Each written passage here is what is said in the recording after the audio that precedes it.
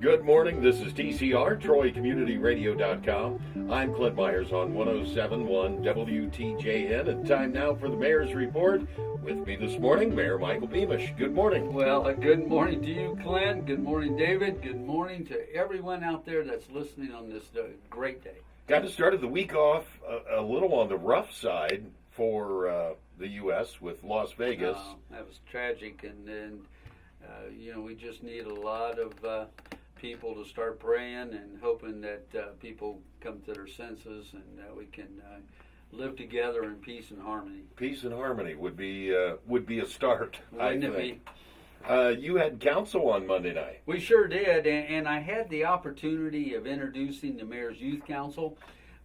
This is a group of young people who are in the 5th grade to start out with. It's a 2-year commitment, so they go through their 5th and 6th grade years. And it covers homeschoolers, Montessori. I mean, all the schools are represented on the Mayor's Youth Council. And then we also had a group of now 7th graders who have finished their 2-year term, and we presented them with certificates of achievement.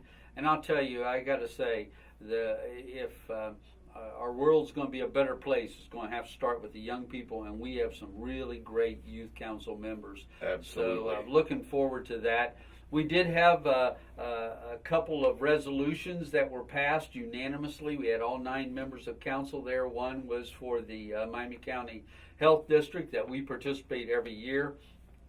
This is for 2018. It was a 3% increase up to $350,179 and change.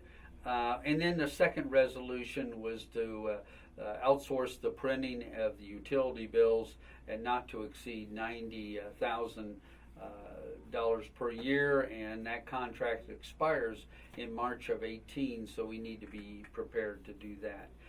None of this was emergency legislation.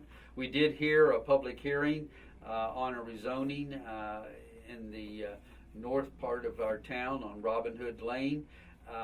No comments were made, pro or con.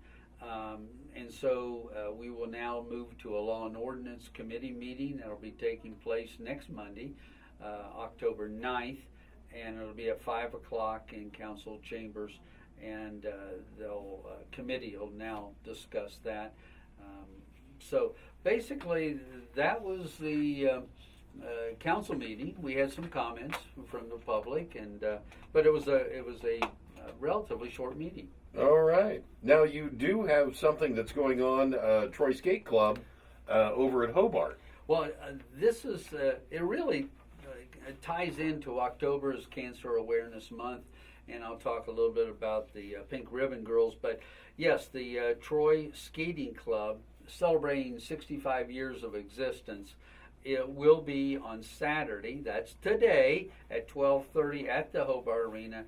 They will be dedicating a memorial bench, and the first person that's going to be memorialized will be late coach Jeannie Dreiling, who suddenly passed in 2016 from a cancer diagnosis. So that's why I mentioned October is Cancer Awareness Month, and they're doing that as a special tribute, and it will continue with that memorial bench. Now there's quite the activity that's going to be coming up here with the Pink Ribbon Girls, and that's next weekend. That's October, and that's why I want to mention that October 13th and throughout the weekend is a Pink Ribbon Girl Awareness weekend. They're going to have a run walk on Friday, and the stores are going to stay open late that are participating, and that will continue on for Saturday. There will be a concert Friday night. Velvet Crush will be here. So it's going to be another one of those opportunities for people to come down. They're doing it as a fundraiser. They're trying to get funds so they can help those cancer individuals and their families in their efforts and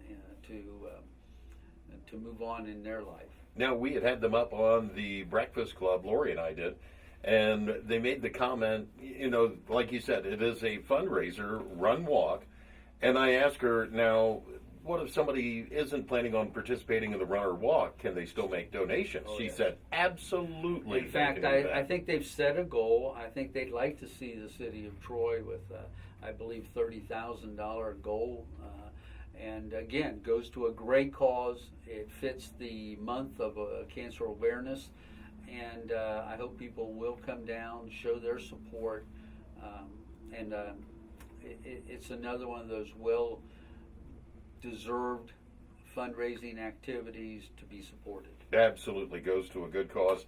After the run walk, they were saying that people will be able to get a pink beer even. I haven't heard that one, Clint. You know more than I, but I do know they have asked for a garden, and they will have that. And so hopefully people will come down. Hopefully the day will be a beautiful day for a lot of reasons. All right. Now, the Mayor's Prayer Breakfast, that is also upcoming. That is coming up on Saturday, October 14th. That will be at the First Baptist Church on Norwich Road. They've been so gracious to host that the last few years. We will be talking about the QRT, what that group does, and the different organizations that participate in the QRT. So that'll be our feature panelist. But the breakfast, I will tell you, for $5, you can get a ticket either at First Baptist Church or in the mayor's office. But it's a great breakfast, and the program is something of relevance to our community, to our region, and obviously in this state and country. All right. We are in the month of October now, and leaves are starting to change. Leaves are, believe it or not, starting to fall too. They're blowing around out there. Have you been out to get your rake out of the shed yet? I have, and we have little piles, but soon to be big piles. And as I drive around Troy, I see lots of little piles that are soon going to be big piles. But we're in round one. Just so people know, we move through the city in sections, and then once we complete those sections, we'll go to round two.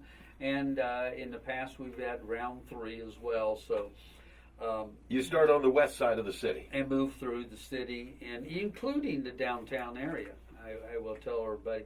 I might mention, since we're talking about leaves, again, the cemeteries, they're going to be doing some leaf cleanup and prepare for the fall season and winter season. So we ask everybody that has decorations for their loved ones to come and get those by October 15th. And that gives them a month to prepare and get the grounds in order. And then November 15th, you can go and replace those decorations and different, whatever you want to do for your loved ones. So that'll take place in Riverside Cemetery as well as Rose Hill Cemetery. So that's going down. We also have Dye Mill. We have the trash, tea bags. Going to add that. You can pick up the tea bags. You're good at this. And bag the leaves yourself. Send them out for the trash. If you have any twigs, any little brush or anything, make sure you bundle that up or wrap it with twine. Keep those bundles manageable. That means that if you can pick it up and carry it out to the curb, then the guys can load it on the truck. And it all just helps. It's one of those, being a part of a community. Working together. And it helps everybody. They can move through the city quicker. And we can save everybody a little bit of trouble by, when you rake the leaves out into the street for pickup, leave about a foot between the curb and your pile of leaves. That way, we get any rain or anything that can make its way to the storm sewer without washing those leaves down into the storm sewer and causing the possibility of a problem down the road. Boy, you do a good job of promoting what the street guys the have cleanup. to do. That's right. Thank you. I figured Jerry would appreciate that. And we down the road, when the leaves start really falling, we will, as a team, we will go out to a site and demonstrate what we've been talking about. Always like getting out and a chance to do that with you, Mayor. All right, this has been the Mayor's Report on this Saturday morning with Mayor Michael Beamish. I'm Clint Myers on 107.1 WTJN.